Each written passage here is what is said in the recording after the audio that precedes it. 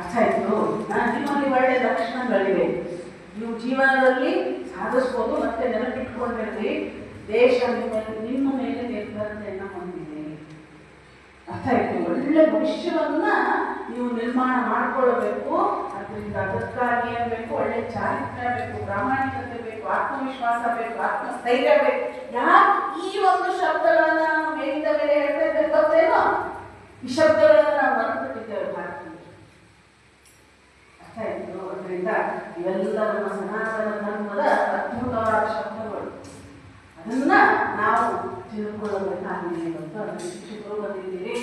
ಇನ್ನೂ ಕೂಡ ಸ್ವಲ್ಪ ನನ್ನ ಒಂದು ವಿನಂತಿ ಏನಪ್ಪ ಅಂತಂದ್ರೆ, ಇನ್ನೂ ಕೂಡ ಒಂದು 5 ನಿಮಿಷಗಳು, 5ರಿಂದ 7 ನಿಮಿಷಗಳು ಎಡ್ತಿರ್ಬೋದು, ನನಗೆ ಗೊತ್ತಿಲ್ಲ.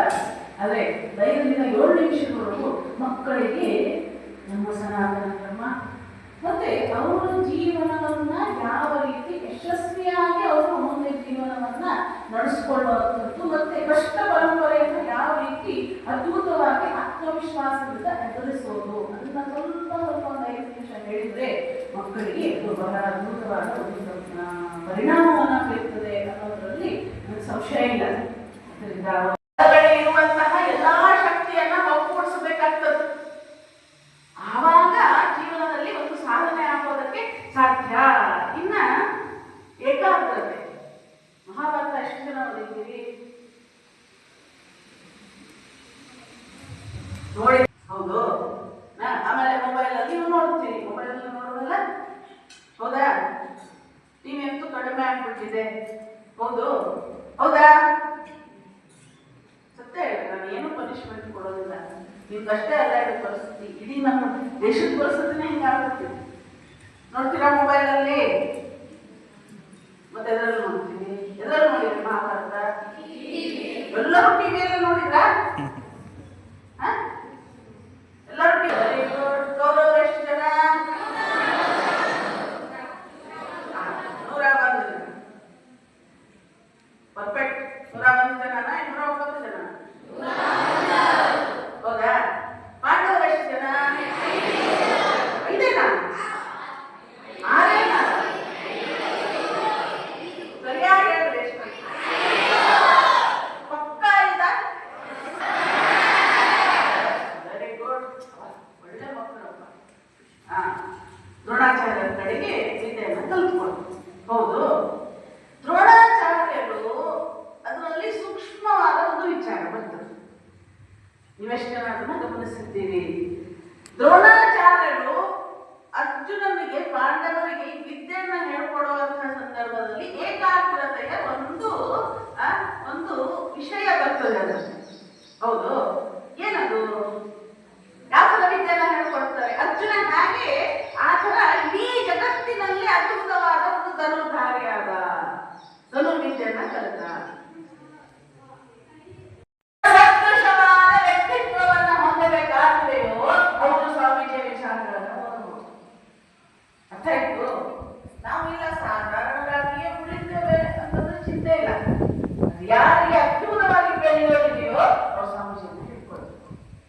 ಅರ್ಥ ಆಯ್ತು? ಅಂಗಡಮ್ಮ ಒಳಗಡೆ ಅಡಗಿರುವಂತಹ ಹಾಗೆ ಜಾಗುವಂತ ಹನುಮಂತನಿಗೆ ತನ್ನ ಶಕ್ತಿಯ ಒಂದು ಅನುಭವವನ್ನ ಮಾಡಿಕೊಟ್ನೋ, ಹೇಳಿದ್ನೋ, ನೆನಪಿಸಿದ್ನೋ ಸ್ವಾಮೀಜಿ ಮಾಡಿದ್ದದೇ. ಏನು ಅಂತಂದ್ರೆ, ನಾವು ಭಾರತೀಯರು, ನಮ್ಮಲ್ಲಿ ನಮ್ಮ ಯುವತಿಯರಲ್ಲಿ ಹರಿಯುತ್ತಿರುವಂತಹ ಎಂಥ ರಕ್ತ ಅಂತಂದ್ರೆ ಸಾಮಾನ್ಯ ರಕ್ತ ಅಲ್ಲ, ಋಷಿ ರಕ್ತ ನಮ್ಮದು, ಋಷಿ ರಕ್ತ ನಮ್ಮದು. ಆದ್ದರಿಂದ ಯುವತಿಯರು ಯಾವ ತರ ತಮ್ಮ ಜೀವನವನ್ನ ನಡೆಸಬೇಕು ಅಂತಂದ್ರೆ ಧರ್ಮಯುತವಾದ ಜೀವನವನ್ನ ನಡೆಸಬೇಕು. ಬ್ರಹ್ಮಚರ್ಯ ಪಾಲನೆಯನ್ನ ಸ್ವಲ್ಪ ಮಾಡ್ಕೊಳ್ಬೇಕು. ಅರ್ಥ ಆಯ್ತು? ಬಲಹೀನರು ಮಾತ್ರ ಮೋಸ ಮಾಡಬಲ್ಲರು, ಬಲಹೀನರು ಮಾತ್ರ ಸುಳ್ಳು ಹೇಳಬಲ್ಲರು, ಬಲಹೀನರು ಮಾತ್ರ ಅನೈತಿಕವಾದ ಜೀವನವನ್ನು ನಡೆಸಬಲ್ಲರು.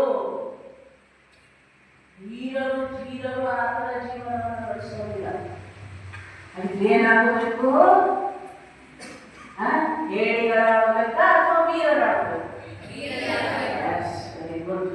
ಅದರಿಂದ ಆ ವೀರರಾಗಬೇಕು, ಶೂರರಾಗಬೇಕು, ಅದ್ಭುತವಾದ ಒಂದು ಸಿಂಹ ಸದೃಶವಾದ ಒಂದು ವ್ಯಕ್ತಿತ್ವವನ್ನು ನಾವು ಪಡ್ಕೊಳ್ಬೇಕು ಅಂತಂದ್ರೆ ನಮ್ಮ ಒಳಗಡೆ ಅಡಗಿರುವಂತಹ ಶಕ್ತಿಯ ಒಂದು ಆವಿರ್ಭಾವ ಆಗಬೇಕು.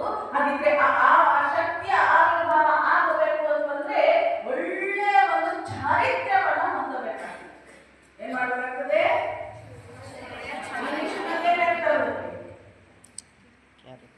ಕ್ಯಾರೆಕ್ಟರ್ ಅಲ್ಲ, ಚಾರಿತ್ರ್ಯ. ಏನೋ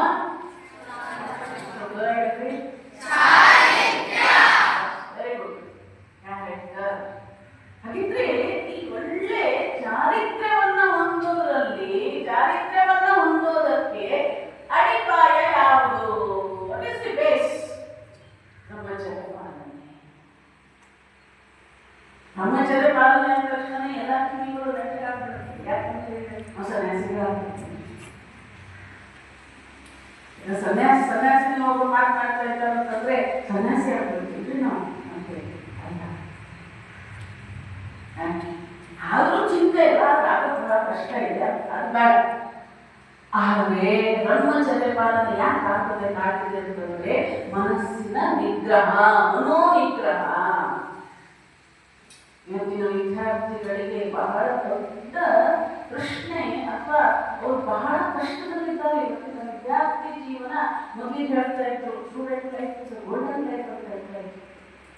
ಈಗಿನ ವಿದ್ಯಾರ್ಥಿಗಳನ್ನ ನೋಡಿದ್ರೆ ನನಗೊಂದ್ಸಲಿ ಬಹಳ ಕರುಣೆ ಬರ್ತದೆ. ಯಾಕೆ ಗೊತ್ತೇನೋ?